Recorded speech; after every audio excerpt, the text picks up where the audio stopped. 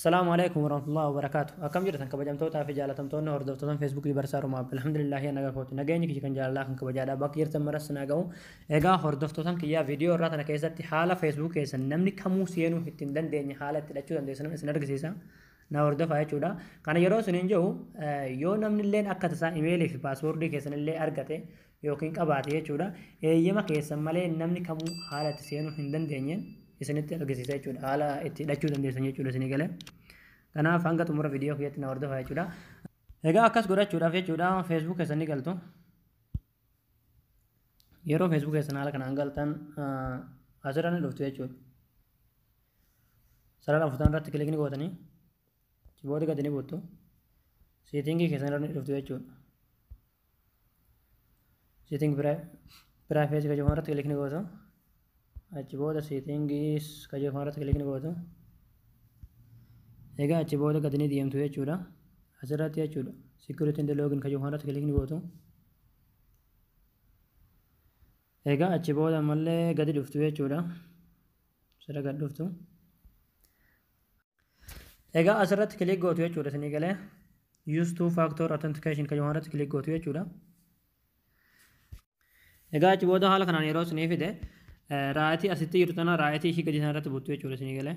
Kanas gadi sana irratti raayitii buuttu jechuudha. Asirratti jechuudha isinii galee. Text message SMS kajeelfama jechuudha. Kanarratti yeroo guuttan achi booda continue kilik gootu jechuudha. Egaa achi booda haala kanaan bifa kanaan lakkoofsa keessan isinii fide jechuudha isinii galee. Lakkoofsi yoo hin qabaanne phone number kajeelfama irratti kilik gootanii lakkoofsa keessan itti buufachuu dandeessu jechuudha. Yoo qabaate haaluma kanaan lakkoofsa keessanii waliin isinii fida. Achi booda continue kilik gootu jechuudha ammallee lakkoofsuma kanarratti. Egaa achi booda verification code isinii erga. Ni eeggatu jechuudha. Egaa nama haala kanaan koodii itti guutan jira jechuudha. Koodiin naaf ergisanii shari'a keessan irratti yeroo koodii isinii erge continue kilik gootu jechuudha. Egaa ammallee wanni keessan itti guutu jechuudha. Paaswoordii keessan itti guutu asirratti jechuudha isinii galee. Paaswoordii Facebook keessan isin jechuudha. Egaa yeroo paaswoordii keessan itti guutanii xumurtan jechuudha. Continue kajeelfama kilik itti gootu jechuudha ammallee. Egaa haala kanaan verification code hidhamee jira jechuudha isinii galee. Akka meseejii isinii dhufu raayitii kan ni bantu jechuudha. Achi booda danii kilik gootu jechuudha. Isinii galee.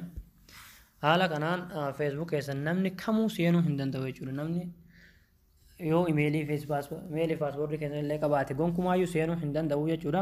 Haala kanaan Facebook keessan irratti hidhachuu dandeessu jechuudha. Akkasuma gartee akka namni seenne of eeguu dandeessu jechuudha. Egaa hordoftoota kiyya barumsa kiyya kanarraa asirratti raawwata.